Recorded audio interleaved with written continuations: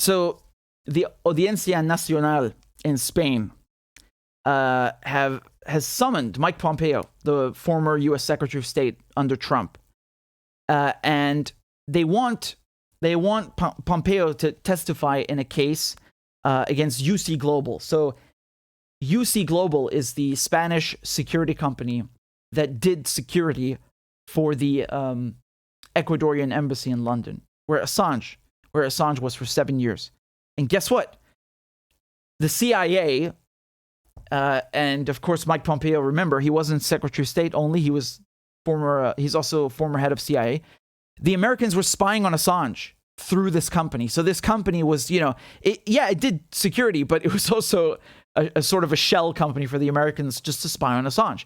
They had cameras inside the embassy. They installed secret microphones, directional microphones, all of this stuff. And when I was in London, I remember I was during the Assange extradition hearing, I was sitting inside the court in the Old Bailey, and I'm sitting next to Fidel Narvaez, who was the consul, the Ecuadorian consul, diplomat in the embassy, knows Assange very well. And we're sitting together, and then in the court, they said, we're going to move on now to the spying inside the embassy. And we both just chuckled, like, here we go. Oh, man. And you had two employees from UC Global, from this security company, that testified anonymously, we didn't know their names, about what they did. It's all there. They said, we spied on Assange. We talked about maybe kidnapping. We talked about leaving the door open to facilitate the kidnapping. Maybe poisoning him. Stealing a diaper from one of those babies that Stella Morris was bringing in because we thought it might be Assange's child. Putting the data on hard disks. Sometimes the head of the company, David Morales, would fly to the United States and give them the hard disk. All sorts of intricate details about how they were spying on Assange. Like, really incredible stuff. And this is these two guys that testified. They were actually also testifying in this case in Spain because the head of the company is Spanish. The company is Spanish, and the Spanish authorities arrested David Morales. That's his name, and I think one of them is a gun charge here, and so they're prosecuting him now in Spain, and of course, the spying in the embassy is of particular concern. That's him, David Morales, the head of the Spanish security company that spied on Assange. And he was very happy about working for the Americans. There are some chat messages, some text messages where he was saying, in so many words like, oh, it's Uncle Sam, that we're working for, when someone asked, what is the job? So very happy to work for the Americans. And of course, working for the Americans, dealing with Mike Pompeo, right? Mike Pompeo had a grudge against Assange because Assange leaked CIA documents, right? Not leaked. One of the leaks published by WikiLeaks was Vault 7. It's fascinating. You should really go read it.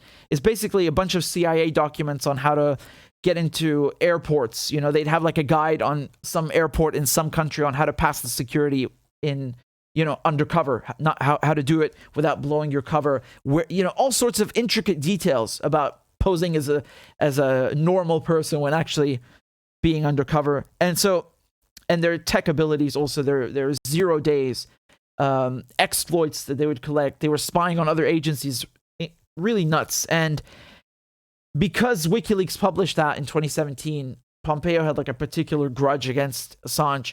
And it's while he was Secretary of State, it's while the Trump administration was in power that they launch this indictment against Assange. And again, keep in mind, they're not prosecuting Assange for any of the stuff that I just mentioned. They're going after Assange for the Iraq files, the Afghanistan files, and the Guantanamo Bay files. Right? Which, it's like, it's so obvious that they're just mad he showed war crimes. He exposed their war crimes. In any case, Mike Pompeo, the Spanish judiciary, wants him to come testify now because he is the one that helped run this entire affair. Yeah, there you go, Mike Pompeo. And of course, Mike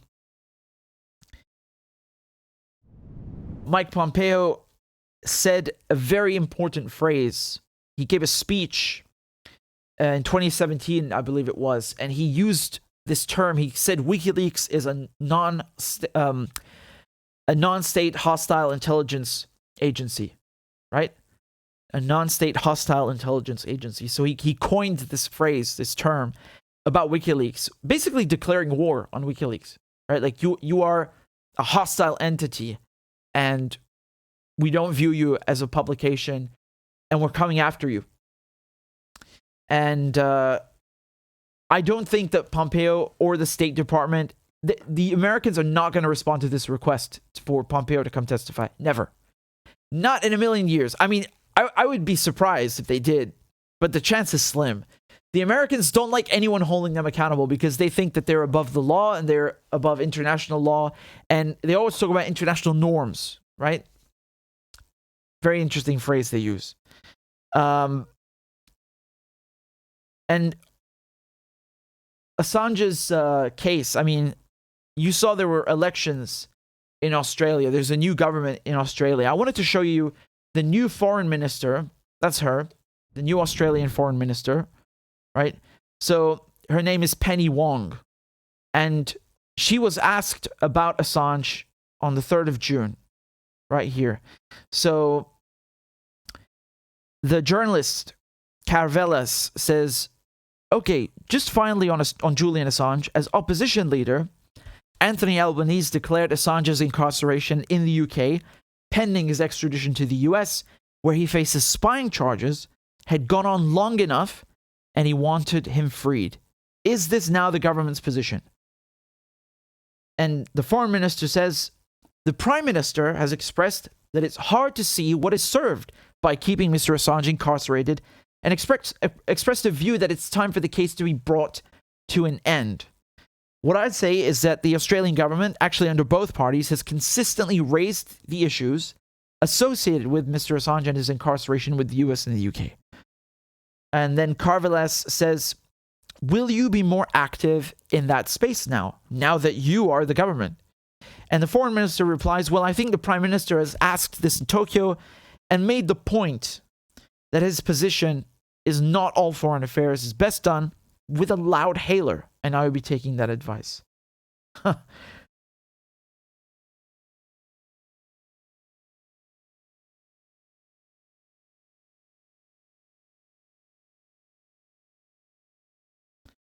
That's a funny phrase. Not all foreign policy is best done with a loud hailer. If I could be completely honest, it doesn't inspire much confidence, right? What does that mean? Like, we're gonna talk to the Americans privately and ask them to, to free Assange, pretty please? I don't know. I think actually Assange's case, the only way is to do it with a loud hailer. So I just want to show you again the direct quote from the Prime Minister. Same phrase, right? This is in the Sydney Morning Herald.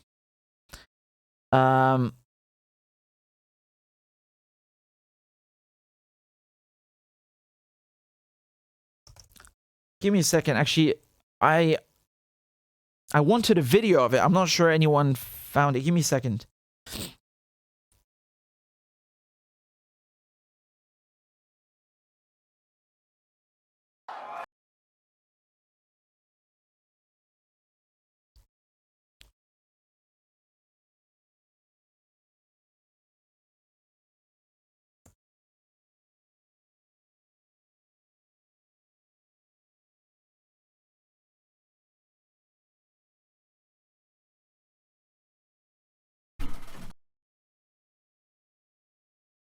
Bit loud, Mark.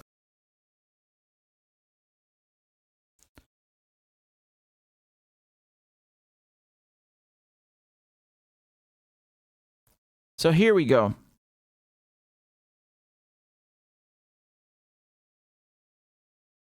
You haven't done. So here's the newly elected Australian Prime Minister, and he's asked about Julian Assange, who is an Australian citizen, right? And let's take a look at what he had to say. I'm just wondering, in the short term, is this going to be a priority for you moving forward, given the pressures that's Of course, cost of living is a priority. Prime Minister, on foreign affairs, you've previously raised concerns about the charges against Julian Assange, saying enough's enough.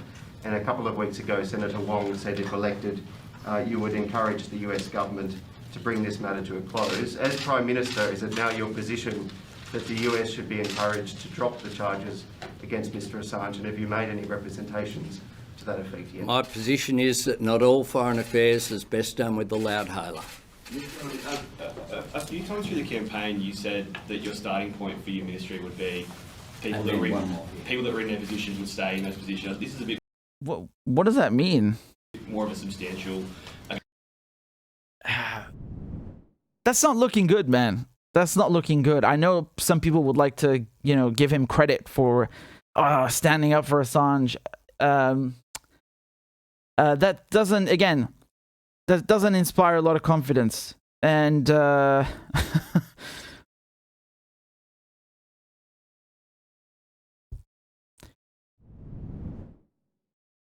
government backbencher Julian Hill, who's a member of the bipartisan Bring Julian Assange Home parliamentary group, on Twitter attacked the use of weasel words. I think that's a good way to describe what Albanese just said. Those are weasel words. He says, quote, "I hope one of the first acts of our new cabinet will be to speak up for our fellow citizen and demand the US government drop the shameful prosecution of Julian Assange. Loudly and clearly, no weasel words." Diplomacy may be quiet or loud, but in this case, it's the results that matter. Assange's life is at stake. He should not be deported and the charges should be dropped.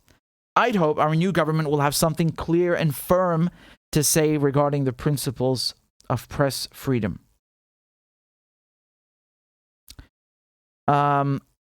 Jennifer Robinson, who's on Assange's legal team, said, "We call on the Albanese government to do what previous Australian governments have not, to do the right thing for free speech, for human rights, and for this Australian citizen." So Robinson, she's also Australian. She's a very famous lawyer. And of course, as the paragraph says, the WikiLeaks founder is in Belmarsh prison and is set to learn his fate within the next 3 weeks, when the UK's Home Secretary Priti Patel is due to decide whether to order his extradition to the United States per instruction by the British courts. So, the last Australian government, do you know what they said about Assange? So the previous foreign minister, her name was Marise Payne. And I remember putting together a little comparison. Okay, so these are statements from the former Australian foreign minister. Take a look at this. I love how the font and everything is like exactly the same. You can literally see a one-to-one comparison. So for Alexei Navalny, he say, Australia is deeply concerned by Russian authorities' arrest and subsequent sentencing of Navalny to 2 years and 8 months imprisonment. The European Court of Human Rights concluded that Mr. Navalny's 2014 conviction, which is used for grounds of his current detention, was unlawful and politically motivated. We call for Mr. Navalny's immediate and unconditional release. Now here's the Australian Foreign Ministry on Julian Assange. We note the UK court's decision in relation to the application to extradite Mr. Julian Assange to the US, which the court has made on the grounds of his mental health and consequent suicide risk. Australia is not a party to the case and will continue to respect the ongoing legal process, including the UK justice system's considerations of application for release or any appeals. We have made 19 offers of consular assistance to Mr. Assange since 2019 that have gone unanswered. We will continue to offer consular support. I've heard that this is completely untrue, the last line. But do you see the difference in rhetoric? Do you see the difference in tone, the difference in language, the difference in how they approach this? You know, for a Russian guy, they say, oh, we called for his immediate release. And then for Assange, who's one of theirs, right? He's an Australian citizen. He's a compatriot. They say, hey, man, we got nothing to do with this legal process. We're staying out of it. And look at what they say, the verb, when his extradition was blocked, right? They say, we note the decision. So not even, we're glad that the extradition was blocked. No, just we note. We note. And again, just to be very clear, this is in 2021, right? So January 2021, the extradition was blocked because of health grounds. Because the judge found U.S. prisons are so horrible, and the suicide risk, together can't extradite him. She agreed with everything political, though. Right, basically criminalizing journalism. And now we're in 2022. The British courts have said, ship him off, send him to the U.S. because Assange lost in the High Court during the appeal. So, again, I'm not going to lie, it's a complicated case, but I tried my best to explain it simply, and I have a whole playlist where I covered the Assange case and break everything down. So my point is, though, you see how before the previous government last year, this is how they would speak about Assange. They say, basically, we got nothing to do with him, and let the British justice run its course. Well, I can tell you one thing, sitting in the court watching the British justice, I wouldn't expect much. And now in 2022, we have a new Australian government, and now they speak up a little bit more for Assange. But they don't really want to be loud. We don't want loud hailer diplomacy. What is that, man? Come on, man. You're the government now. You are the government. Where's the fire that you promised? That guy I'm talking about the Prime Minister, Albanese. He was so quick to move on to the next question, right? It's like, no, okay, yep, sure. I'm worried, man. I'm worried about what's gonna happen. Honestly, man, like, I am not hopeful. I've been covering this thing since 2020. I've seen a lot of things, man, and I think they're gonna screw him. I think that Priti Patel, she's gonna sign that extradition, sign off on that extradition, and either way, even if he spends the next 20 years battling in British courts, is that not a punishment, right? I don't know many people. I've not heard of many journalists, especially, that are in a maximum security prison and they're not even serving a sentence. Sounds like a dictatorship to me, right? Threatening a journalist with like 2 centuries in jail. That sounds like a dictatorship to me. And by the way, I want to touch on something with Assange later for those of you who are interested, meaning all of you. With Assange, they want to give him 175 years in prison. If he gets convicted on all the counts, 175 years in prison. I mean, even a rapist would not go to jail for 175 years in prison. I want to be very clear, though. It's worse than that.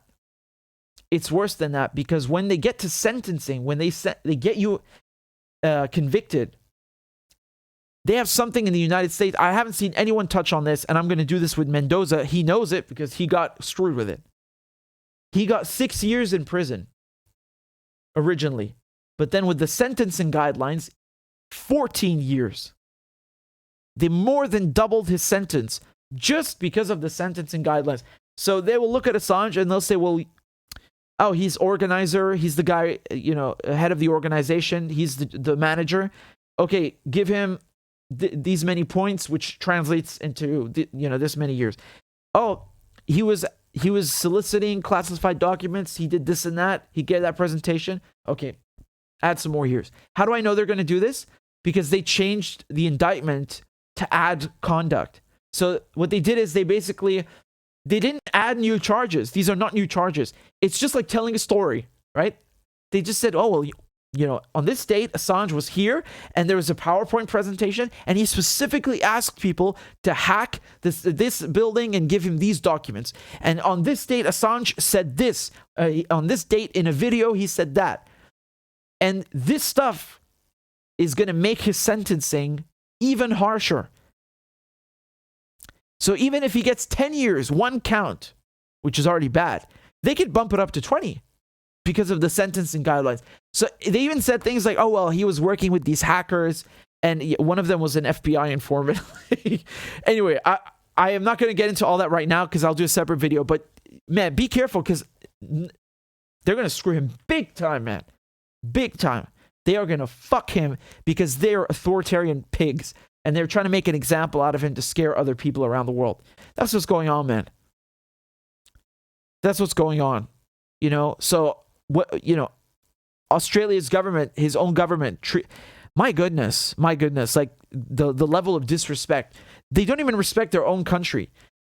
Seriously, listen to me, man. If these politicians respected their own country, they would not allow this to happen to Assange, even if they don't like him. Even if they don't like him. They would never allow this because they're basically allowing the US to just screw Australian citizens anywhere in the world with any trumped up nonsense bogus charges and showing that they're going to sit back and accept it. It's really like they don't even have self-respect. Never mind respect for Assange.